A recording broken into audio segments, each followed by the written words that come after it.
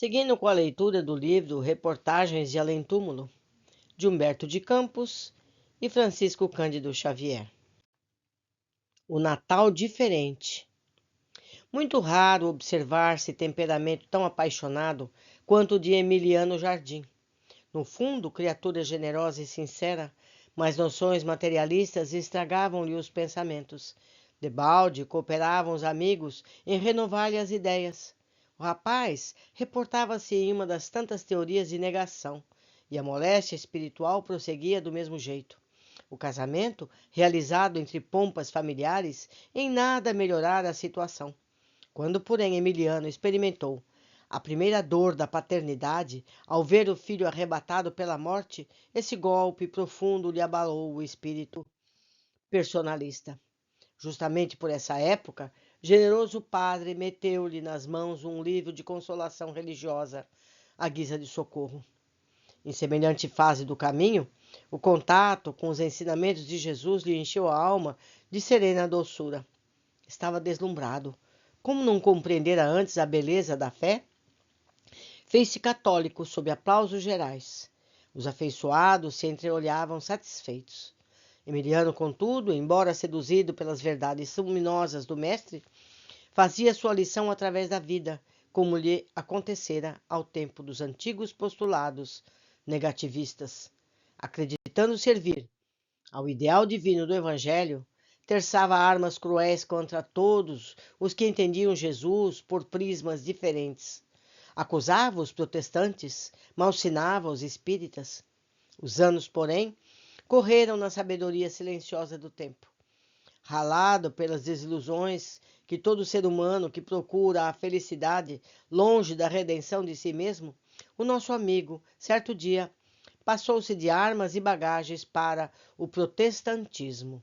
Entretanto, por mais que se esforçassem os companheiros, Emiliano não conseguia realizar a visão interna do Cristo, como divino amigo de cada instante, através dos seus imperecíveis ensinamentos. Tornou-se anticlerical, violento e rude. Esquecera todos os bens que a Igreja Católica lhe proporcionara, para recordar apenas as suas deficiências, visíveis na imperfeição da criatura.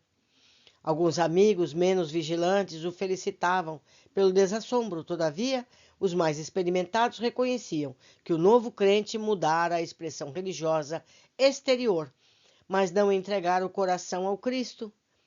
Depois de longa luta, Emiliano sente-se insatisfeito e ingressa nos arraiais espiritistas. Emiliano, qual sucede à maioria dos crentes, admite a verdade, mas não dispensa os benefícios imediatos. Dedica-se a Jesus, anseia por vê-lo nos outros homens antes de senti-lo em si próprio. Sua atividade geral transforma-se, ou melhor, transtorna-se, enfrenta de armas à mão todos os companheiros antigos. Supõe que deve levar a defesa da nova doutrina ao extremo.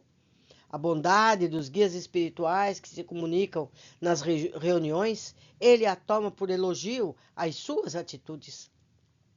Como, porém, a justiça esclarecida é sempre um credor generoso, que somente reclama pagamento depois de observar o devedor em condições de resgatar os antigos débitos, Emiliano, na posse de numerosos conhecimentos, bafejado de tantas exortações divinas, penetrou no caminho de resgate das velhas dívidas.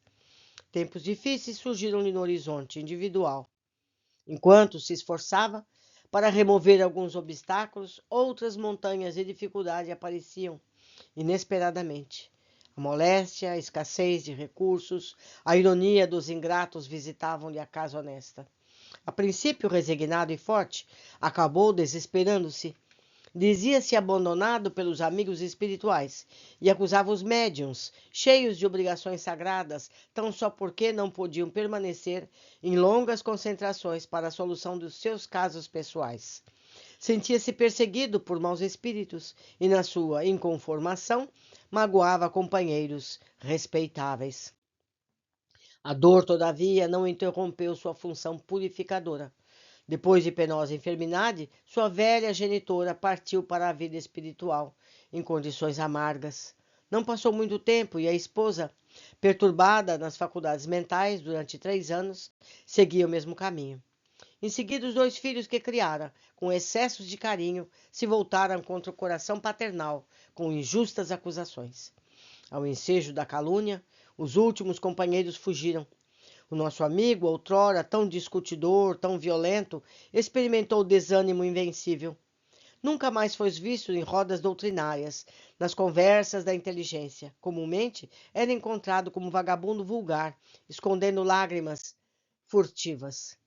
Numa radiosa véspera de Natal, em que o ambiente festivo lhe falava na aventura destruída ao coração, Emiliana chorou mais que costume e resolveu pôr termo à existência. À noite, encaminhou-se para a praia, alimentando o sinistro desígnio. Antes, porém, de consumar o erro extremo, pensou naquele Jesus que restituíra a vista aos cegos, que curava os leprosos, que amara os pobres e os desvalidos. Tais lembranças lhe nevoaram os olhos de pranto doloroso, modificando-lhe as disposições mais íntimas. Foi aí, nessa hora amargurada, em que o mísero se dispunha a agravar as próprias angústias, que uma voz suave se fez ouvir no recôndito de seu espírito. Emiliano, há quanto tempo eu buscava encontrar-te, mas sempre me chamavas através dos outros, sem jamais procurar-me em ti mesmo. Dá-me a tua dor, reclina a cabeça cansada sobre o meu coração. Muitas vezes o meu poder opera na fraqueza humana. Raramente meus discípulos gozam o encontro divino fora das câmaras do sofrimento. Quase sempre é necessário que percam tudo a fim de que me achem a si mesmo. Tenho um santuário em cada coração na terra, mas o ser humano enche esse templo divino de detritos ou levanta muralhas de incompreensão entre o seu trabalho e a minha influência. Essas circunstâncias, em vão, me procuram. Emiliano estava inebriado. Não ouvia propriamente uma voz idêntica à do mundo, mas experimentava o coração tomado por poderosa vibração, sentindo que as palavras lhe chegavam ao íntimo como aragem celestial. Volta ao esforço diário. Não esqueças que estarei com os meus discípulos sinceros até o fim dos séculos. Acaso poderias admitir que permaneço em beatitude inerte quando meus amigos se dilaceram pela vitória da minha causa?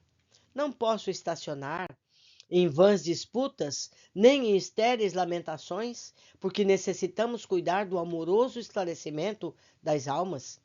É por isso que estou mais frequentemente onde estejam os corações quebrantados e os que já tenham compreendido a grandeza do espírito de serviço.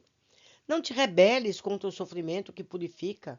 Aprende a deixar os bonecos a quantos ainda não puderam atravessar as fronteiras da infância. Não analises nunca sem amar. Lembra-te de que quando criticares teu irmão, também sou criticado. Ainda não terminei minha obra terrestre, Emiliano. Ajuda-me compreendendo a grandeza do seu objetivo e entendendo a fragilidade dos teus irmãos. Dá o bem pelo mal, perdoa sempre. Volta ao teu esforço. Em qualquer posto de trabalho honesto poderás ouvir minha voz, desde que me procures no coração. Emiliano Jardim sentiu que as lágrimas agora eram de júbilo e reconhecimento. Em breves instantes experimentava radical transformação. À sua frente via a imensidade do céu, a imensidade do oceano, sentindo-se como um mundo em que o Cristo houvera nascido. Recordou que não tinha senão escórias de miséria para ofertar a Jesus e que os seus sentimentos rudes simbolizavam aqueles animais que foram as primeiras visitas da manjedoura singela. Deslumbrado, endereçou um pensamento de paz a todos os companheiros do passado. Começou a compreender que cada um permanecia em sua posição de trabalho, na tarefa que o Senhor lhe designara. Poderosa vibração de amor ligava-o à criação inteira. Não se torturava em raciocínios. Compreendia que chorava de júbilo. Levantou-se, enxugou as lágrimas, retomou o caminho da cidade barulhenta. O nosso amigo conhecia de longos anos o Salvador. Só não agora encontrava o mestre. Emiliano Jardim regressou, renovado, ao trabalho do Evangelho, depois do Natal, diferente. Meus amigos, vamos tomar mais esta lição para nós mesmos. criticar menos e amar mais. Até breve!